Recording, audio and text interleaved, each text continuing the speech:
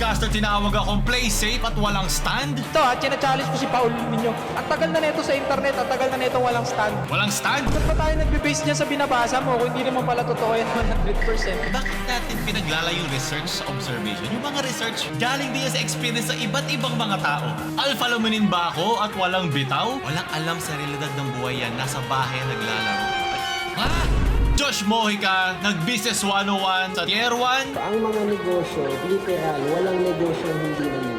Ito, di pa bang balita natin agad simulan? So simulan muna natin kay Josh Mojica. Naglabas siya ng video sa kanyang reply kay Makagago sa isang video tungkol sa business. So itong business na ito yung tungkol sa Tier 1 dahil merong mga problema ang Tier 1 dahil siguro nalugid at marami mga creators ang lagi silang tinuturo, especially ang may-ari na si Trike, regarding sa mga bayarin at mga responsibility nila bilang isang kumpanya para sa kanila. So dito, mapapakinggan natin ang mga sinabi niya tungkol dito. Okay, game. Okay? Ganito. Ano pa ang isa pang concept ng negosyo? Ang isa pang concept ng negosyo, ang mga negosyo, literal, walang negosyong hindi nalugi. So dito siguro pinanood ko na itong buo eh. Tulungan ko na kayo, isa-save ko na yung 20 minutes ng buhay nyo. Basta sinabi niya dito na lahat ng negosyo naman ay nalulugi. Sa mga nangyayaring gano'n, wag natin daw sisihin yung may-ari o yung mga tao involved kasi kasama dyan yung mga flyers, yung investors, kasama lahat daw yan. Kasi I think yung kanyang pagkainis kay Makagago is yung about sa meaning ng stakeholders. Tama na yun. Wala akong problema sa paraan ng describe ni Josh sa business kasi alam niya ang business eh. At sinasabi niya dito throughout at paulit-ulit na sinasabi na kasama talaga sa business yung risk ng pagkalubog at bali natin umangat ulit. At parang the more kasi daw na kinikriticize ang isang business, the more na hindi nila malalagpasan itong mga pinagdadaanan nila. Pero ang pinakakinalulungkot ko dito, parang nakakalimutan ni Josh Mojica na karamihan ng content creators ay business nila yun. So taliwas ito sa dinedescribe mo kasi parang ang ramdam ko syempre mas bias ka sa mga pinagdadaanan ng isang negosyante kasi negosyante ka. Naiintindihan ko yun. Meron din akong negosyo. Alam ko, kasama na rin na ang content creation. So nakikita ko yung both sides. Itong nangyayari sa Tier 1. Yung mga content creators, sa kino-call out sila, na nasa na yung bayad ko, pa yung mga pinagdadaanan ako mga ganyang kumpanya, na delayed magpagbayad. Naiintindihan ko yun. Pero kung kaya mong ipaglaban na isang business, kasi business siya, di ba? Negosyo, kailangan niyang kumita para matawag natin business. Bakit hindi mo to makita sa mata ng mga content creators? Business din nila yun. Yun ang kanilang source of income. So kung kaya natin bigyan ng extra mile ng pag-intindi ang isang business, ba't hindi natin mabigyan ng extra mile yung business ng isang content creator, which is yung service na nire-render nila pag sila ay kinukuha ng mga kumpanya para mag-promote or maging part ng isang program. Yung oras at yung personality at yung following na meron sila ay binuo nila sa sarili nila. Pinagod nila yun. So kaya ka sila binabayaran, hopefully mabayaran, para gawin ito, para makapaglagay ng mga mata doon sa kung ano mang program ang hininging serbisyo para sa kanila. So business nila yun. Kung hindi namin pwedeng i-criticize ang business for a business, bakit namin hahayaan lang na hindi mabayaran yung business ng mga content creators na yan? Diba? Kasi isipin mo, yung perang dapat kitain nila, baka nakabili na silang bagong mic. Baka meron silang pwedeng mapuntahan para maging parte o kapital para makapunta, para ma-vlog or ma-describe o magawa ng content. Baka makapag-hire siya ng extra na editor or magkaroon na ng editor para matulungan siya para sa paggawa niya ng content. So by that definition, hindi natin natutulungan yung business niya sa hindi pagbayad sa kanya. Sige nga pinabayaan ko na nga lang na hindi nababayaran yung ibang content creator. Sige pa, lagpasan na lang natin yung common sense na bayaran natin yung mga kontrata o deals na napag-usapan natin na ito yung gagawin ng isang tao, ito yung babayaran sa kanya, ginawa niya yung kanyang trabaho, nasan yung bayad? Kasi sinabi din ni Josh doon yung mga parts about mga deals. Kumbaga, in-explain niya doon yung business formula na ginagawa ng Tier 1, yung paghahanap ng mga content creator, paghahanap ng mga brands, at sila yung middleman at pagko-connecte nila at pagkakaroon sila ng cut. In-explain niya yun. Tanggalin mo lang yung tier 1, gawin mo lang siya yung kliyente at yung content creator. Kaya pinagbubunggo natin sila, di ba? Kailangan nilang mag-usap. Kailangan merong exchange of services for money. Nasaan yun? Yun lang naman na importante. Ang dami pa ditong in-explain about business. Mas mataas sa mga kinikita. Pero ito ang business to business eh.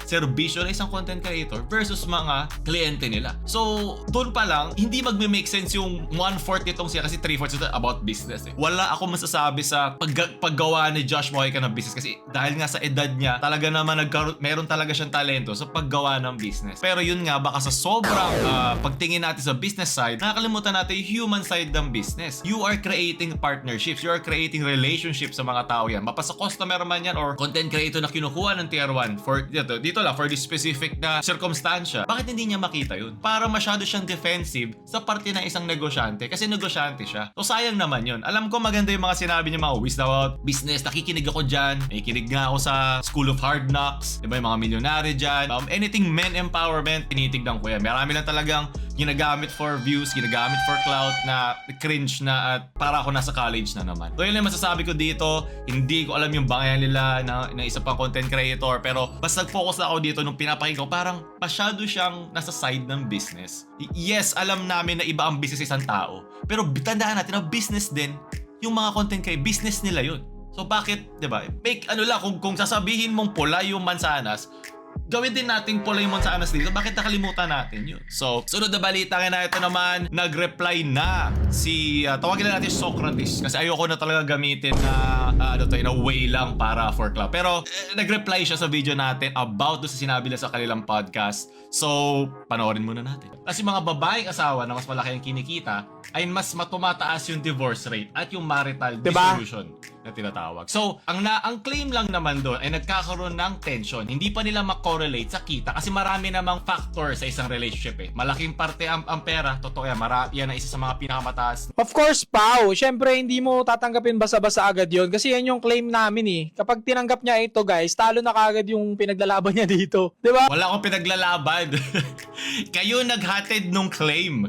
Meron lang against or meron lang clarification dun sa claim. Well, hindi nga siya claim kasi naglagay na kayo dun sa linya nyo, dun sa podcast, nung prescription na dapat gawin.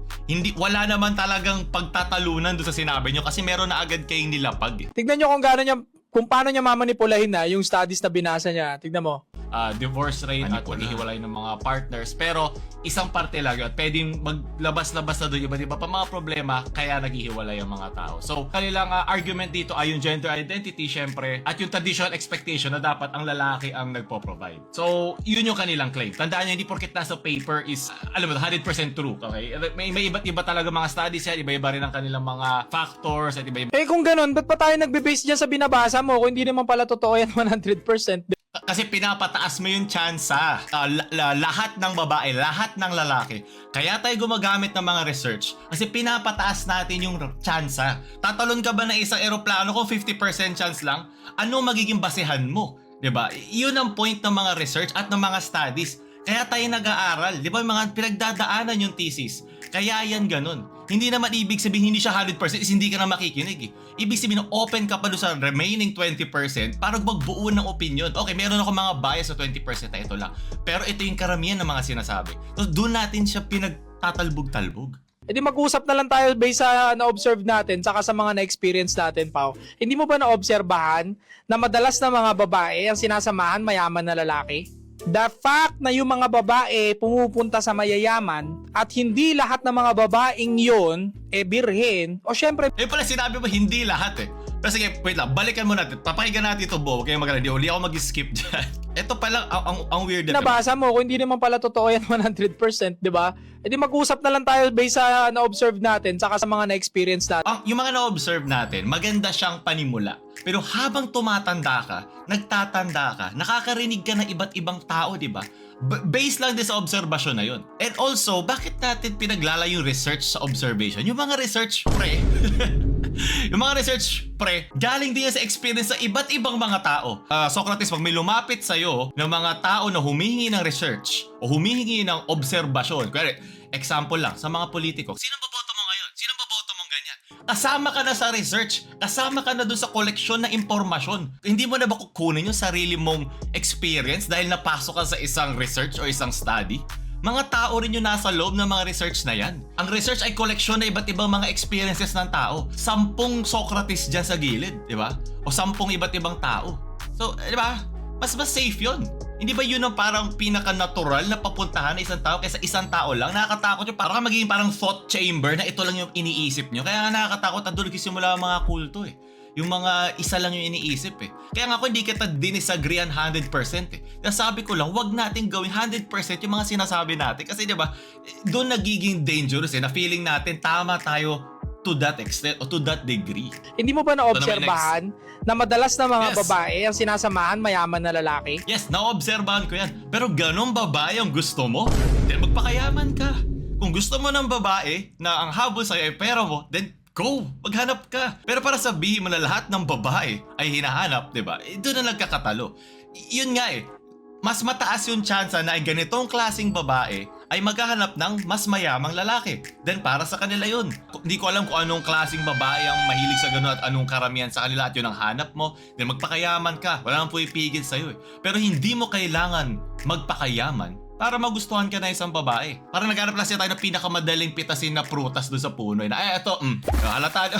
Di ba? Gold digger. Gusto baka mayaman. Sabi ko sa'yo, gusto mga babae. Ay, maraming pera. So, very narrow yun. Very anecdotal evidence. Meaning, sarili mo experience lang.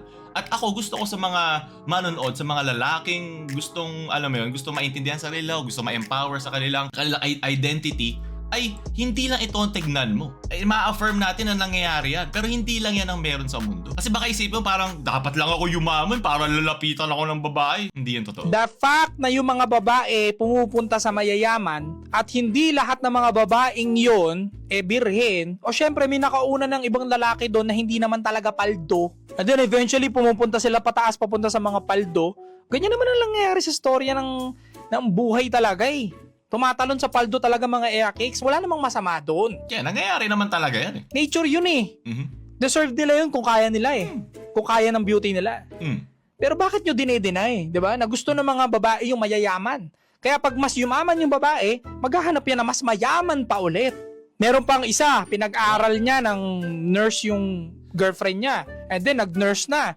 Ending, napunta sa doktor. Hiniwalayan yung nagpa-aral sa kanya na pobre. Alam mo yan, extremes to eh. Nag-cherry pick tayo ng mga pangyayari. Kasi nangyari din yan, naalala ko kay Tense. Diba? Yung jowa niya. Na ginamit din daw siya. Diba? So, may mga kanya-kanyang theories yan. Pero, hindi kasi lahat ganun. Meron lagi extremes. Okay, meron lagi yung mga sirkumstansya na totoo tong nangyari. Kasi nangyayari talaga yan. May mga, kumbaga, kung nakikinig ka, hindi ko na nga lang kinakausap dito na si Socrates eh. Kinakausap ko lang yung mga viewers niya, yung mga nasa comments niya. Kasi nakita ko yung comments niya, magulo eh. Pero either way, babasahin ko rin yung mga comments ng mga manonood niya sa kanya. Pero para to sa inyo, hindi nyo kailangan makinig lang dun sa isang experience sa isang tao para lang dun mag-adapt yung beliefs nyo. Isa lang yun. Yun na lang, obserbahan mo na lang sa paligid mo, sa kapatid mong babae kung meron man, yun na lang obserbahan mo. Hindi ba mas pinipili nilang asawahin, boyfriendin, yung lalaking mas maibubuga kumpara sa kapatid mong babae? Normal lang naman na maghanap tayo ng partner na nakikita natin kapareho natin, di ba? So, hindi ko maintindihan itong bakit nagugustuhin ng babae mas magandang partner. Kahit naman baliktarin mo eh. Kung lalaki ka, hindi ka naman kukuha ng batugan na babae. Naghahanap ka ng kalibel mo. Naghahanap ka na magkaka-same wavelength kayo. So, hindi kasalanan ng babae na gusto nilang mag-grow. Alam ko may mga case na nangiiwan ng alam mo yun na masababa. Ay, nangyayari yan both ways. Hindi lang naman isa. So, hindi naman to deny. Hindi naman to denial. Sinasabi mo lang yung nangyayari. Hindi nagbo-boyfriend ng mga babae na mas mababa sa kanila. Hindi to statistic. Example lang yan. Pero madaming ganun ah. Yun nga, anecdotal to eh. Marami pero isang parte lang ito. The fact na most women, again, hindi lahat, but most women, mas type nila yung lalaking mas maibubuga. Hindi lang most men din. May maibubuga. Hindi ko alam sa mundo ko yung statistic na yung mga lalaki ay otherwise. Na ang mga lalaki ay maghahanap lang ng pipitsugin or kung ano yung term nyo doon. Na hindi nyo, or sabi, gamitin na lang natin hindi nyo kalibel na individual. Hindi ko nakikita yun na iba sa lalaki. Doon pa lang eh. Alam mo na ang gusto ng mga babae mas better sa kanila. So therefore, kapag sa isang relationship, kapag ang babae mas nagiging mas better na sa'yo, mawawalan at mawawalan ng gana yan. Hindi lahat. Pero yung iba o karamihan, nangyayari yan. Wala eh. The fact lang din na, ito pa, napapa-the fact na din talaga ako, what the fuck? Dahil din doon sa sinabi mo, ewan ko, sobra kasing gray area at hindi mo naman maka-quantify ang level na isang tao sa'yo. Pero pa may nakita kang parte niya ng kanyang pagkatao na parang, sana ganun ako. Hindi lang sa financial, may mental, emotional, physical. Kung gusto mo yung katawan, ganito yung ma-achieve mo. Maganda na nagiging mirror siya na mag-improve ka sa sarili mo. I-explain ko sa inyo na importante na maging well-rounded ka individual. Hindi lang angat sa pera. Isang parte lang ang pera sa isang relasyon. Pero yung iba o karamihan, nangyayari yan. Na-experience ko yan, nakita ko sa friends ko yan, na-observe ko rin yan sa mga nakikita ko sa paligid, Mas likely pati sa talaga internet, sa mga influencer, sa artista. 'Di ba? Meron pa nga mga rapper iniwanan after masinghot lahat ng clout. Feeling ko yung ano lang, ang pera, pag nakakuha ka ng pera, ganun ka na talaga. Pag nakakuha ka na sa malaking pera, yung mga babae o lalaking yan, mina-maximize or mina-magnify lang niya yung pagkatao mo. Mas naniniwala ko na hindi ka binago ng pera, ganun ka na talaga. Wala ka lang kasing pera para ilabas yun. Parang pag ganun ka, yun ka na. Kaya nakikita ko pag kunyari may mga mayayaman at sobrang frugal pa din. Hindi naman yung malalang frugal na hindi kumakain. Pero yung hindi sila binabago ng perang meron sila. So deserve nilang yumaman ng ganun. Parang ganun. Nagigets nyo naman na yun. Makikita nyo naman yan, Pao eh. Sadyang nandyan ka sa kabilang side na yan kasi nandyan yung majority ng tao ngayon. Majority kasi ng tao hindi naniniwala sa sinasabi ni Socrates. o hindi tinatanggap yung opinion ko. Marami naman tumatagal ng opinion, marami ka followers eh. So ibig sabihin, magkakaroon ka na din ng tulad nito. Pwede, merong susunod din na ito yung sasabihin sa'yo. Mas malaki ako sa'yo eh. So, naiintindihan ko yun. Pero wala ako sa majority side. Gumagamit tayo ng parang self-sealing argument eh pag ganito sinasabi natin. Hindi pa pwede ayoko yung opinion mo. Regardless kung kilala ko o hindi. Pareho lang din naman yun eh. Yun nga eh, kaya kasi self-sealing eh. Pwede mo laging gamitin against sa akin to. Paulul, guys. Kapag may nakita ka sa internet na binobomba ng mga tao, inaaway yun ng majority, punta ka sa majority, kampi ka doon sa karamihan ng tao. Ipon ka ngayon ng gas mo, research ka ngayon ng mga pangontra doon, mga gasolina, ibubuhos mo ngayon doon sa binobomba pa, pera. Pero the fact na hindi mo kaya, Paulul, Ginagawa mo din yan to. pili mong podcast tapos magbigay ng May podcast kami! Pampamilya Podcast. Di na kami nag-upload ngayon. Tagal na. Naka 76 na kami na videos. Ako, si Jade at si Arf at may iba pa mga friends ko. Meron kaming podcast. Huwag kang bagalala. Pero yun ba, buhay, nag-change, okay? Ang podcasting ay isang parte lang ng aming pag-content creative. Bago na rin wala kaming channel, Laro Lounge. Kung saan naglaro kami ng mga card games at mga board games kung gusto nyo. tapos magbigay ng sarili mong stand. Ano ba? Kailan ba magiging yung stand ko isa akin? May mga strawman tayo dito na feeling mo ako. Paano mo masasabi sa akin yun? Mga sinasabi ko sarili kong belief ay hindi sa akin. Parang mangyari kasi kaya mo laging i-cancel yung sinasabi ko just because nasa majority yung sinasabi ko. Maraming beses na akong against sa isang topic. Mamaya sasabihin ko, I think tatapusin ko muna yung sinabi mo. Wag mo kaming light-lightin, wag mo kami tawan-tawanan, 'di ba? Kasi hindi mo nga kaya yung ginagawa namin, takot ka nga ma-cancel eh. 'Di ba? Kami kaya namin magbigay. Pwede niyo kontrahin yung paniniwala ayun pala eh. namin. Pwede mong pagtawanan yung paniniwala namin. Yes. Yeah, pwede lang. Lahat naman opinion pwede pagtawanan kahit sarili. Pag mong pagtawanan yung hindi mo kayang gawin. Then lalo ko pwede pagtawanan. Ang dami ko ng beses, hindi kasi fineflex yun eh. Hindi naman badge of honor ma-cancel. Pero ang daming beses ko nang na-cancel. Mapa dun sa misogynist ko reply, yung sa Jamil, yung sa mga fans sila sa mga bata. Ginamit ko yung name niya tapos naano siya sa kanyang school. Ano pa ba? Yung sa BTS. Ang daming beses na yun. At hindi ako nagbalik doon. Yun talaga yung nangyari no. Kung may mga nainis ako, may mga na-offend, parte yan ng social media. Hindi ako nagtatago dyan. Yung kay Real Talk Darbs, naalala nyo, nung kinollout ko siya about doon sa kay Coco Martin, ang dami din doon backlash. So ano to pinagsasasabi mo na takot ako makancel? Opinion ko yun. Pinaninindigan ko, may isa akong salita doon. Kung mali yung sinabi ko, magsusorry ako. So, hindi ko alam saan nanggagaling tong wag kong tawanan. No? Lalo ko pwedeng tawanan. Tinuturuan din kita makipag-argumento ng tama. Maganda naman iba mong points. Meron naman eh. May mga nasabi ka naman na tama naman. Wala nga akong sasabihin tungkol dun. Pero iba mo sasabi dito, lumalagpas ka na eh. I mean, alam mo, walang kapupuntahan eh. Ito challenge ko si Paul ninyo. Ang tagal na nito sa internet, ang tagal na nito walang stand.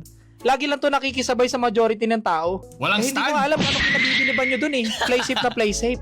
Play safe. Ang dali lang. Itong ginagawa mo, men, ginawa ko na to matagal na. Alam ko na itong mga ganitong klaseng galawan. Naging edgy din ako. Nadilitan nga ako eh. Nadilitan na ako ng page, channels.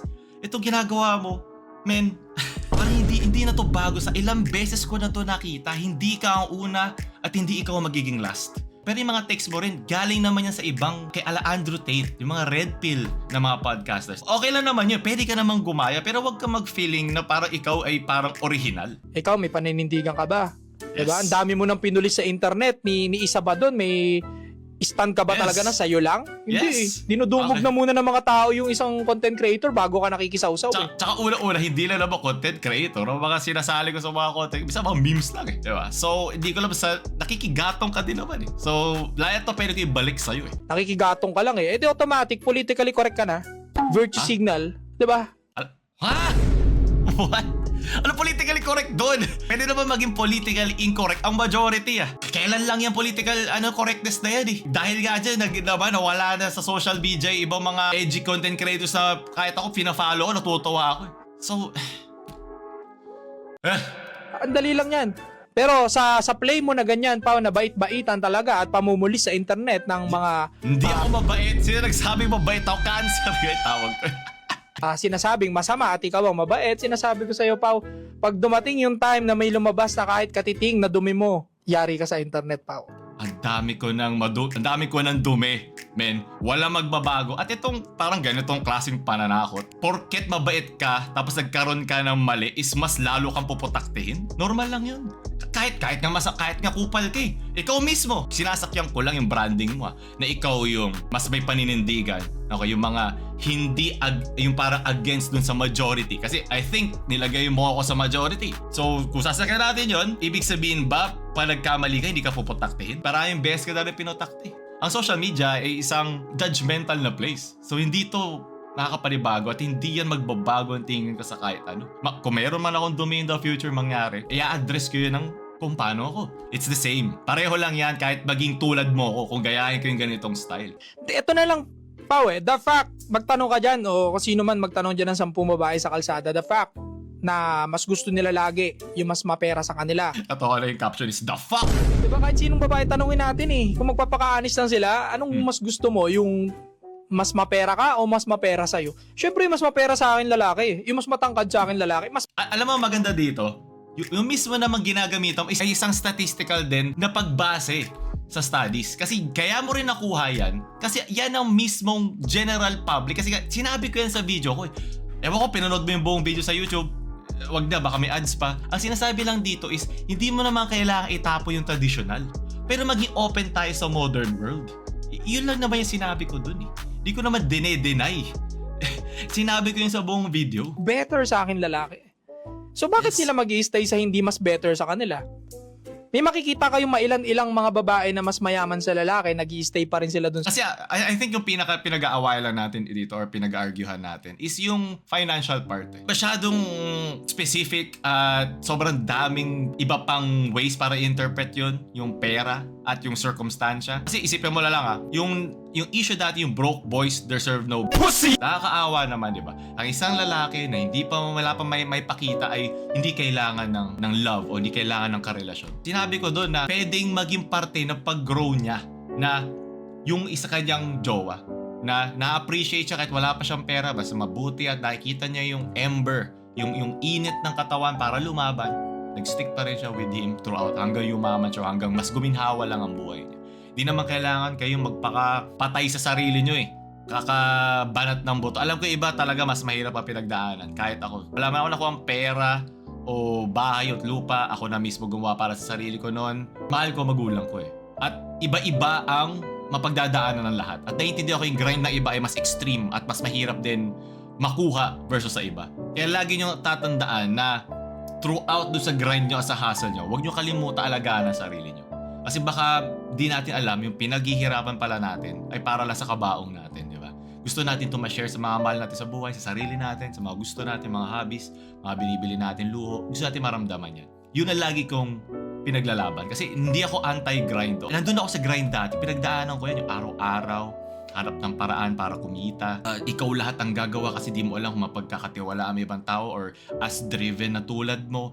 Parang may ego ka kasi na kailangan meron kasi yun yung magpupush sa'yo na meron akong tinatrabaho towards something. ganyan mapa isang business, isang negosyo, o sarili mong career, pa yung pag-aaral, kahit ano pang stage ng buhay mo yan, may ego talaga yan eh. At to a point, magagamit mo yung ego na yan to push through. Wala ka ibang kakapitan. At magiging masyado kang toxic sa ibang taong hindi ganun ka mag-isip. Parang hate o animosity sa ibang tao. At makikita yan sa comment section mamaya towards sa akin. Pero mamaya, malapit na Sa tayo. lalaki. Pero, mostly, mas bata yung lalaki. Mas bata. Mas madaling makita yung ganong sistema. Dito lang ulit ako babalik. So kung pinagtatawanan mo kami, kaya mo bang gawin yung ginagawa namin? Yeah, I have. Ay, yung ginagawa mo, Nagawa kaya ko kong na. gawin yan. Ginagawa ko na nga sa Facebook yan eh. Right. Ganyan mo sa YouTube, dali. Ginagawa namin, kaya mo ba? Diba? Oo, nag-podcast ako, na-cancel na ako. And also, ang pangit kasi siyang metric, pre. Ang pangit na metric na kailangan may patunayan ka muna. Pero pwede ko gamitin lahat sa'yo to eh. Meron ka ba million subscribers sa YouTube para labanan or tapatan ako? Nakikinig naman ako eh. Pop, di na-cancel ka ba? O takot ka ba ma-cancel? Kami hindi. O huwag ka magsalita tungkol dito. Self-sealing argument nga. Gawa ka ng mail podcast mo, diba? Tingnan Meron natin nga. kung iduluhin ka ng mga kalalakihan talaga. Kung Meron talagang, kasi kung matikas ka naman talaga, sabi mo nga eh, diba? Nagtatawa naman yun sa amin eh. It means mas matikas ka, no? Mas Hindi naman. matikas yung galawan, mas matikas yung... Hindi porque pinagtatawanan ko, mas matigas ako. Pinagtatawanan ko pag OA o extreme. Yung mga pinapakita natin mga examples sa isang mundo na marami tayong mga bata o younger followers na baka masyado nila idoluhin yung konsepto. Going back doon sa dark tips ko, hindi talaga yan pang society, guys. Dark tips nga yan eh. Sinagot ko ng straight, rational yung tanong. Bakit kasi karamihan ng mga babae pagka mas kumikita na mas malaki, nagiging problematic. Nagiging bossy, yan, madalas yan, nagiging bossy ang mga babae. Marami akong makilalang parang bossy na sobrang sweet sa likod ng kanilang mga trabaho. I think ikaw yung klase ng lalaki na gusto mo na submissive yung babae. Okay lang naman yun eh. Pero huwag ka mag-assume na porket ang isang babae ay bossy, ay iiwan ka. Ang laking gap nun. Sa akin nila, mostly nangyayari din yan. Ilang beses na nagpo-post ng ganyan sa TikTok, ilang beses na may nagtatanong ng ganyan sa amin, ganyan nangyayari, ganyan nararamdaman ng babae. Ngayon, hindi naman kasalanan ng babae yun. Dinesign kasi ang mga babae talaga to submit sa lalaking competent, sa lalaking matika. Sinagot ko lang ng straight rational, eh kung umaalis sila pag yumayaman sila, di wag na pag-growin yan. Pero doon yan ang gagaling yan eh. Bakit mo kailangan kontrolin yung babae? Kung ikaw ay iiwan niya o takot ka iwan niya kasi siya nag-grow at ikaw hindi, bakit kailangan mo siyang, alam mo yun, tapakan at wag mag-grow ikaw? Ikaw pwede, siya hindi. Di ba ang unfair? Doon lang naman eh. Humaba na tong pagtatalon to. Nainis lang ako sa ginawa niyo wag pag-growin eh. Sobrang unfair yun eh. Pagtrabahuin yan, sa bahay na lang yan, magwalis. Pwede ba yun? Gusto niyo magbasa ng libro, babawalan mo. So yung ginawa mo, so joke nga siya. Kasi sabi mo parang pwede ba yun? So parang ginawa mo siyang hook. Okay. So ibig sabihin, alam mo na satirical lang din yung ginawa mo, na pa-joke lang yun. Alam mong for clout lang siya. Tingnan mo, ganun ba kami mag-isip? Talagang ganun ang ipapa-apply namin sa mga... Okay. Oh my God. So dito, tapos na tayo dyan. Parang sinabi ko, dinefend ko lang naman yung mga sinabi ko dyan. So, iba-iba na yung mga sinabi doon. So, meron akong nakikita sa comment section niya na sinasabi na wala daw akong bitaw. So, wala naman, palamunin daw ako. Ay, ang dami nang ina-assume sa akin ng mga lalaki doon, I think, sa mga to. Walang alam sa realidad ng buhay yan. Nasa bahay yan naglalaro. Tamang laro lang eh. Ang lungkot eh. Ang lungkot na kailangan nilang gumawa ng mga parang assumption sa akin.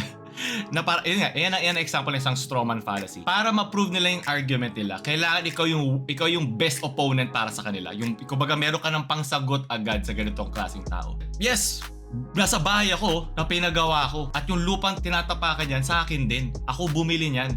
At may isa pa akong pinagawa. Pero di ba ang pangit sabihin nun? Kaya hindi ako ma-flex. Kahit yung mga fans dyan, yung mga fans sa mga lagi nanonood sa atin, alam nila hindi ako ma-flex. Ito, may flex. Kasi proud ako sa kanila eh. Pero yung mga ganong parte, ayoko kasi maging basya na isang tao na successful ka na or guminhawa ka na sa buhay just because meron ka nun. Maniwala kayo sa akin, hindi siya matatapos. At kailangan magkaroon ka ng parang understanding sa sarili mo kung ano yung gusto mo. Okay lang naman kung gusto mo talaga maraming bahay ko. Pero kung feeling mo is para magkakaroon ka ng sense of happiness agad dahil meron ka ng mga ganong klaseng bagay. Yes, sasaya ka. Pero tandaan mo, tutuloy pa ang buhay. Parte siya ng growth mo. Magiging parte pa siya ng collection mo ng assets at mga pinaghirapan mo. Okay, dapat maging proud ka naman talaga doon.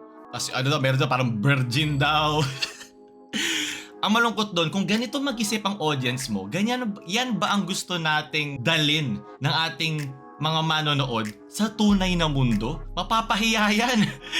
Makakatikim ng real world yan at yun ang mararamdaman nila. Hindi ka una-una, hindi mo dapat ibase ang tao based sa kanilang nakana o based sa kanilang naipon o meron sila. I-base mo yan sa kanilang pagkatao. Ako na lang gawin nilang punching bag eh. Kung ganito sila ako isipin kahit hindi nila ako nakikilala, ano pa sa ibang tao nakakausap nila for everyday? So, ito lang, share ko lang din. Total patapos na tayo dito. Gusto ko kasi maging constructive to kaysa hindi. Ito yung example ko ng aking mga investments. Mapa-business man yan or savings ko. So dito, pinakita ko ito sa isang video ko before. So ang gusto ko lang ipakita dito ay itong gain loss. Itong gain loss ko, ito yung gains and losses ko for sa tagal ko na nag-invest at nagsisave. Gains lang yan. Okay, ibig sabihin lang yung ginrow nung mismong paglagay ko lang ng mga savings at kinita ko at mga business ko. Ibig sabihin hindi yan yung total ha. Hindi yan savings. Yan yung kuya nagpasok ko 10 piso. Tapos siguro again 5 years na ako nag-invest. Yung 10 piso naging sabihin natin naging 100 pesos. Ang gains ko is 90 pesos. Yun lang siya. Okay, hindi niya sinapakita yung bank account ko.